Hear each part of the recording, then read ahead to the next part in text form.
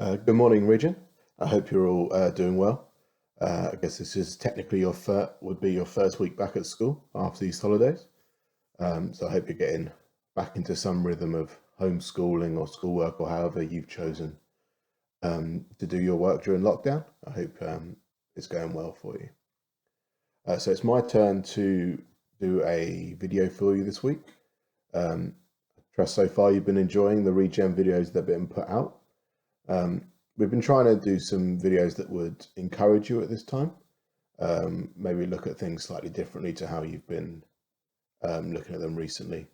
And hopefully it's been of some comfort to you and maybe challenging as well. So yeah, hopefully you'll find the similar today. The topic that I'm going to be looking at this week is the relationship you can have with your parents at this time. Obviously, it'd be quite different to how things normally are.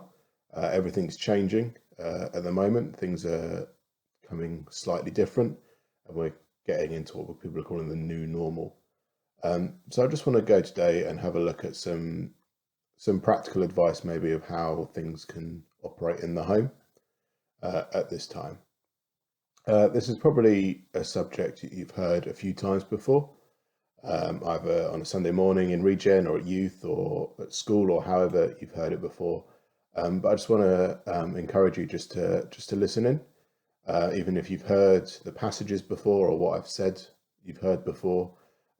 It's always good to revise these things, look into them again, rather than just sticking to what you know. So I hope that you find this useful.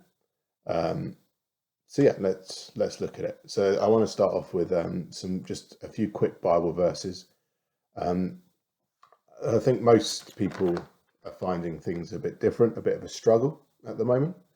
And as Christians, we should be looking to Jesus, to the Bible, to direct us in how we should be going forward. So that's what I want to start with today. Just 3 short verses, and then I'll just talk a little bit about them and the implications they have on how we're living our lives at the moment. So if you have a Bible with you, it'd be great if you could read along and get to know your Bible as well. If you have a paper copy, that's great, but obviously phones are fantastic too. Normally I use mine, but this is better for this kind of thing. So we're going to start off, like I say, they're all very quick, small verses, so it won't take too long. We're going to start in Ephesians, and it's Ephesians chapter 6, verses 1 and 2. Children, obey your parents in the Lord, for this is right. Honor your mother and father. This is the first commandment with a promise. And then we're going to flip back into the Old Testament and the book of Proverbs. It's Proverbs chapter 1, verse 8. Hear, my son, your father's instruction, and forsake not your mother's teaching.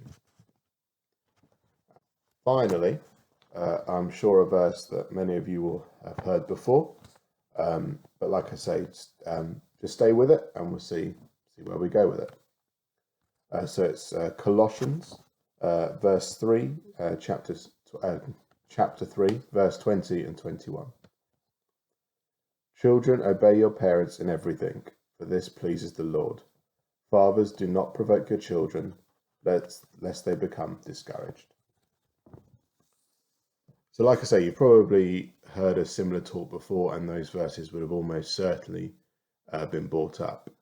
But one thing I do want to just put in there quite just straight away, and it's very easy to take that out of context when you don't follow it up with verse 21. Fathers, do not provoke your children, lest they become discouraged. And that's kind of what I want to talk into a little bit today, not just about the children obeying parents and how children live with parents at this time, but how as a family things can be tricky at this time, but how we can also grow as a family in this time. And one thing to point out is this isn't specifically directed at a family unit of children and husbands and wives. Everyone is having to find, like I said, the new normal in their everyday lives at the moment, whether that be a family, a husband and wife who are newly married, a husband and wife who are married for 50 years, people that live on their own, Everyone is just trying to find out how they live in the new world at the moment.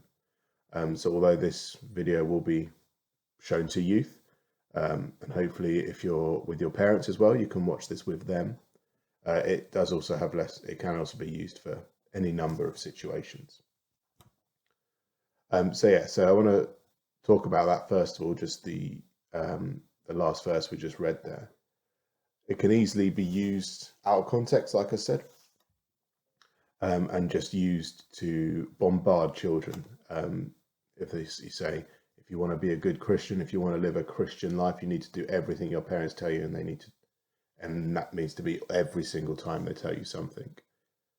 But if you then add that last verse in, there's a to and fro there. There's a relationship between the two. It's not children do everything your parents say. There's also the safeguard.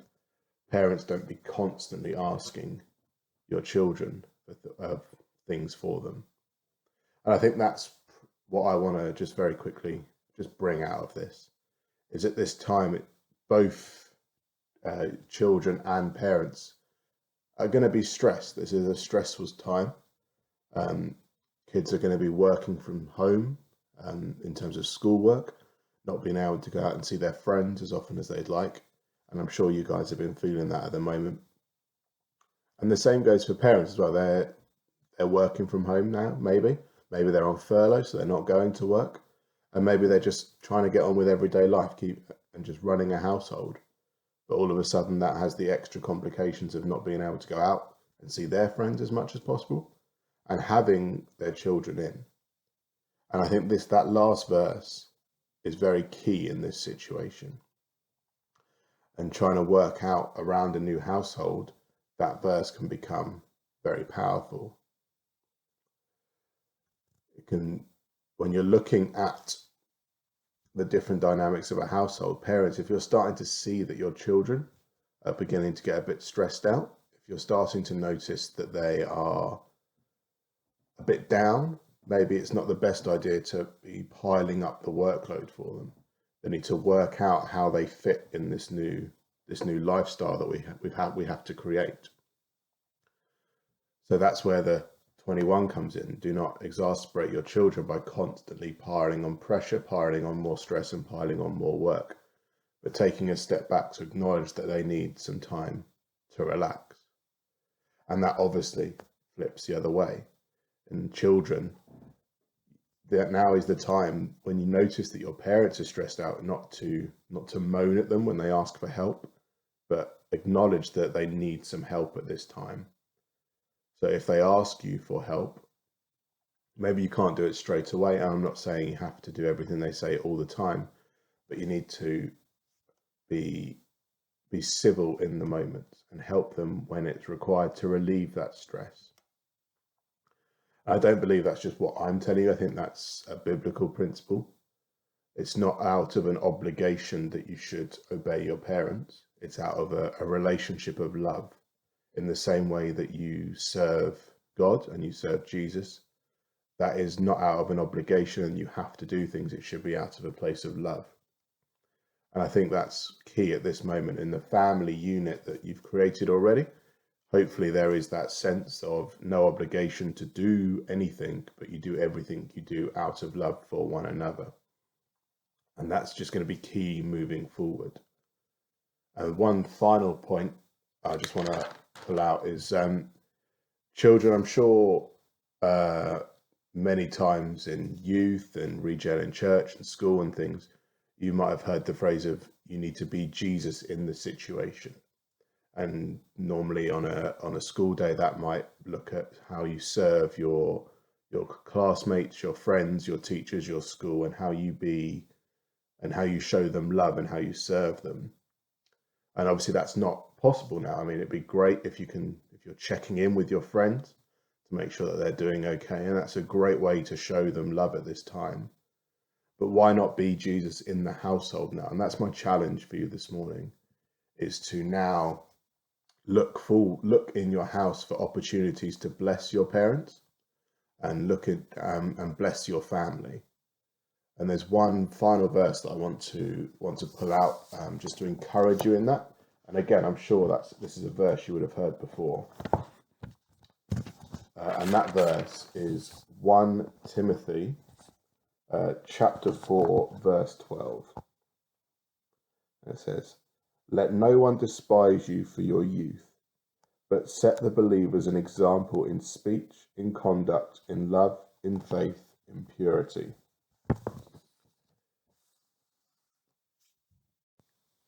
I feel this verse can be a real marker for Regen for the coming weeks and months, however long this lockdown lasts for. Even though you're the youth, to set an example to your family and to the church of how we can serve one another, how you can serve your family first and foremost, how you can be a loving child to them, how you can serve them, but also how you can serve your friends and your community.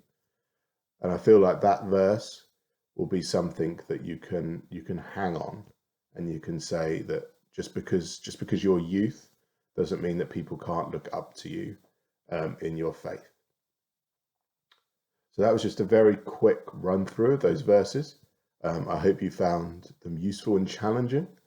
I'm just going to pray for you just to close. And yeah, if you have anything, hopefully you've been watching this with your parents. I challenge you just to chat about that, how that looks in your family life. So yeah, I'm just going to pray for you now. Yeah, Lord, I thank you for the youth of our church, Lord. I thank you. Yeah, Lord, I want to thank you for the youth of this church. I thank you for their faithfulness to stay plugged into your word at this time through the Regen videos and the youth videos that are going out on Instagram. And Lord, I pray that they continue to get stuck into your word. And this will be a marker for them, Lord, that they will look to serve you and they will look to serve their families at this time. And although we're in an uncertain period, I pray thanks that we can be certain that in your love for us and in your serving, Lord, and I just pray that this time as we move forward, Lord, that you just be with us, and that I pray for our youth that they will continue to get stuck into you, and Lord, they'll continue to stay connected with you. Well, I hope you found that useful. Like I say, it's only a quick look in. I'm sure it's something you've covered before, and I'm sure it'll be covered again. But yeah, I just hope you have a really good week. And yeah, I'll see you soon.